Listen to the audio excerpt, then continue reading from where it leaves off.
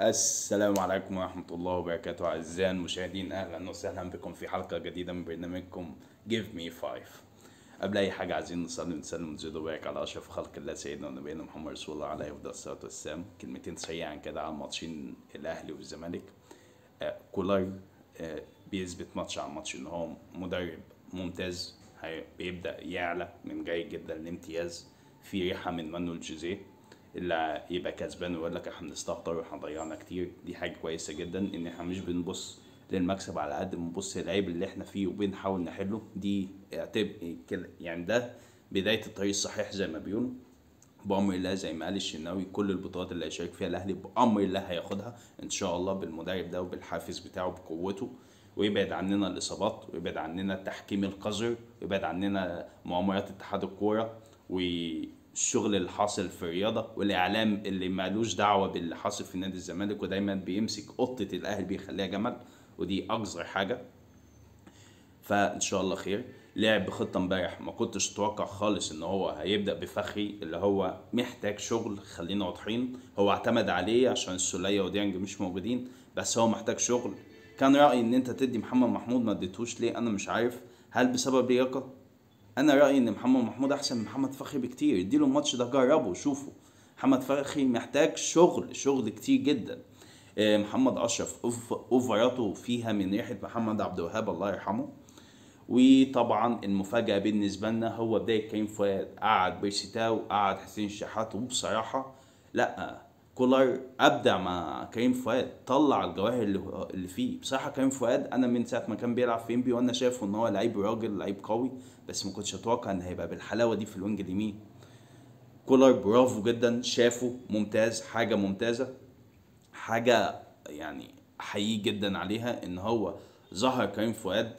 الناس اللي بتقول ما قعد حسين الشحات، لا، هو ليه وجهة نظر اكيد. زي ما انا بقول ان محمد محمود احنا محتاجينه، بس اكيد محمد محمود لسه ما نفذش تعليمات كولر. هو اكيد في تعليمات معينه بيديها اللعيبه اللي بتنفذها هو بينزلها، لا حب ولا كره. ده خلينا واضحين من النقطه دي. فخلينا في ظهر مدرب ممتاز ممتاز ممتاز، ثعلب بجد، وهيبقى امر الله يعني هيخلي الاهلي هيرجعه للطب تاني بامر الله بدون مقاطعه. الحاجه التانيه اللي هتكلم فيها، ليه التحكيم مصمم ان هو يبقى يتحط في منطقه يعني علامه استفهام؟ وليه بالذات الشناوي، عمرو الشناوي؟ انت ما بينك وبين الاهلي ايه يعني؟ معلش، الجون اللي ما اتحسبش امبارح ده جون، كل الناس خرجت تقول جون ما عدا ابوه.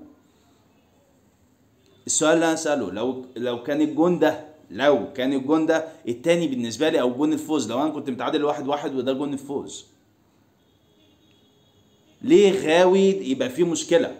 ليه يبقى فيه قرف؟ ليه مصممين نمشي في اتجاه الخرا ده؟ دي 3 سنة على التوالي يا جدعان. الحمد لله ان احنا نازلين الهدف الاول في الدقيقه الثانيه، الهدف الثاني في الدقيقه 6، ان احنا بننهي المباراه. دخل فينا جون من الدقيقه 13، بس انت مضيع كتير قوي، وده اللي اتكلم عليه كولر، الاستهتار، وعنده حق، ودي حاجه عجباني جدا. فده رسالتي للاعيبه النادي الاهلي، انزل خلص على الفريق اللي قصادك. ما تنساش ان تلعب على ضربه جزاء او تستنى جون او الكلام ده، لان التحكيم باين قوي نيته من قيمه سنتين، ودي 3 سنين على التوالي. ريحه بقت معفنه وبقت حاجه مزريه، حاجه بقت مقرفه. فخلص على الفريق اللي قصادك، اللي يجي لك اهداف خلصها وانهي، عشان ما يبقاش للحكم اي فكر او اي حاجه تانية.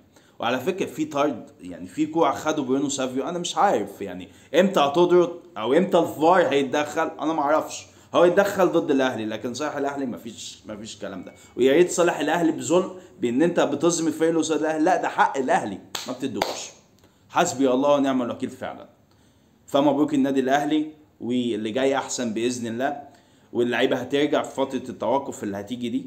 بعد كده بقى نيجي نخش على نادي الزمالك. نادي الزمالك اتعادل امبارح. احمد كشري، كابتن احمد كشري، عمل شوط تاني عالمي. فيريرا كالعاده يجيب هدف ويرجع ورا، او ان هو يبقى مقفل قصاد الفرقه الكبيره ويلعب على الهجمه المرتده. بس ده اللي عند فيريرا.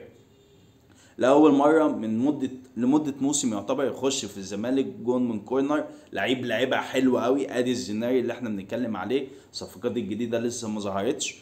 والونش غيابه مؤثر جدا طبعا، مؤثر جدا مؤثر جدا، عشان لو كورنر هو بيبقى دايما بياخد الكره العاليه. امبارح كورنر واحد طلع لوحده خالص جدا، حطها رشقها في الجون. جون بصراحه ممتاز، وجاب الجون وخلاص انتهت المباراه 1-1. لان فيريرا ما بيلعبش الا على جول، بعد كده ارجع قفل دفاعاتك. واحنا عارفين ان فيريرا متميز في الدفاع، لكن الهجوم هو بيعتمد على زيزو وامام عاشور. الفايده الثانيه اللي هي مصاب، اللي هي اساسا متعاقبه. هل بقى عشان الفلوس؟ الله اعلم. هل بيقول لك عشان صبغه برضه؟ الله اعلم. بس اللي انا متوقعه ان هو، او اللي بيتقال في الاعلام او بيتقال متداول يعني، ان هو محتاج ان هو يجدد عقده بالفلوس اللي هو عقده بالفلوس اللي هو عايزها، بس مفيش كلام تاني. على العموم هنشوف الدنيا هتبقى فيها ايه، وهنشوف هترسى على ايه. ونيجي برضه للتحكيم. البنا اللي حزم مباراه امبارح في طرد برضه لعيبه الزمالك ما بيطردش. بمناسبه ضربه جزاء الزمالك، ضربه جزاء صحيح، ضربه جزاء صحيحه، بس في ضربه جزاء لإنبي، في ضربه جزاء لإنبي. في كوره اتلعبت بالعرض، واد كنس مهاجم إنبي. الفار ما رجعش ليه؟ عشان ما عدت من قصاده؟ عادي. دي ليه مش ضربه جزاء؟ كان ممكن ان انت تكسب إنبي امبارح. يعني انت اديت للزمالك اهو نقطه من الهوا. ليه التحكيم قرف وزي الزفت ما بتتغيرش واتجاه واحد بس؟ الناس اللي هتقول لك ان التحكيم عباره عن حلاوه الكوره او من ضمن مفاجآت الكوره، ما هو الكلام ده لو عليا وعليك، لكن ده عليا انا بس وليك انت بس. ما ده من ضمن القرف. يعني مش هقول غير حسبي الله ونعم الوكيل. وامبارح ربنا قادر على كل شيء. عايزين يكسبوا الزمالك، اتعادل، ربنا اراد ان هو يتعادل. عايزين نخسر الاهلي من اول 6 دقايق ونازل خلاص دايس على وش الفريق اللي قصاده. وده اللي انا عايزه من لعيبه الاهلي. نصيب رساله للنادي الاهلي تاني، لعيبه النادي الاهلي، انزل دوس على وش الفريق اللي قصادك بس. لا ليك تحكيم ولا بتاع، انت بايدك ان انت تغير نتيجه اي حاجه. انزل على وش الفريق اللي قصادك، ما ترحموش بس. التحكيم قادر ان هو يغير اي نتيجه، بس انت برضه انزل على وش ومالكش دعوه بالتحكيم. انزل ان انا هاكل الفريق اللي قصادي ده. فمبروك النادي الاهلي، هارد لك نادي الزمالك التعادل، وطبعا مبسوط، دي حاجه اكيده. انت بتوقع لي يعني الفريق اللي قصادي بيقع، فطبيعي ان انا اكون مبسوط. انا والاتحاد دلوقتي في المركز الاول. كولر كمان مره حلاوته ان هو بيبص للايجابات للسلبيات وعايز يخليها ايجابيات، ودي حاجه من ريحه مانويل جوزيه. طيب نيجي بقى للحاجه الثالثه، وهي خالد الغندور. كابتن خالد الغندور اللي خرج بيقول لك ليه يا كابتن احمد كشري بتحزق قصاد نادي الزمالك وبتلعب بغل؟ بيلعب بغل، المفروض ان هو يلعب ازاي؟ معلش، ينزل يلعب بالشوكه والسكينه؟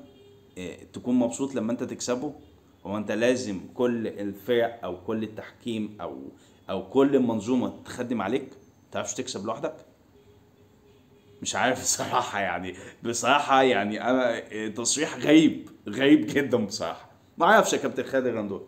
الحاجه التانية، في برضو حد زملكاوي خرج بيقول لك رضا شحاته ماشي على خطى عالميه. هو من امتى كابتن رضا شحاته كان بيفوت لي؟ ده انا خسرنا 4 نقاط الموسم اللي فات بسبب كابتن رضا شحاته. مش عارف بصراحه. الحاجه التانية، كابتن علي ماهر عمر ما فوت لي. كابتن علي ماهر من ساعه ما كان بيلعب في الاسيوطي وهو بيلعب بغل قصادك، هو اللي خرجك من كاس مصر ساعه لما كان بيدرب الاسيوطي، لما كان اسم الاسيوطي قبل ما كان يبقى بيراميدز. صح النوم، يا ريت ما نقولش كلام مش موجود. على العموم كان كلمتين سريعا عن مباراه الاهلي والزمالك. مبروك النادي الاهلي، هارد لك نادي الزمالك، ونستمر ان شاء الله بالفوز وتتويج البطولات. واتوقع باذن الله ان الاهلي هيرجع لمكانه الحقيقي باذن الرحمن. وبمناسبه ان انا كنت بقول ان حسام الاسود هيكون اسوان، اتفاجئت بصراحه ان اول 3 مباريات خساره. ما اعرفش كابتن ربيع ياسين استقال، هيجيبوا مين انا مش عارف. بس الصفقات اللي عاملها نادي اسوان قويه جدا. المفاجاه بالنسبه لي نادي الاتحاد، نادي الاتحاد ماشي بخطى ثابته وعامل 3 مطوشه من نار.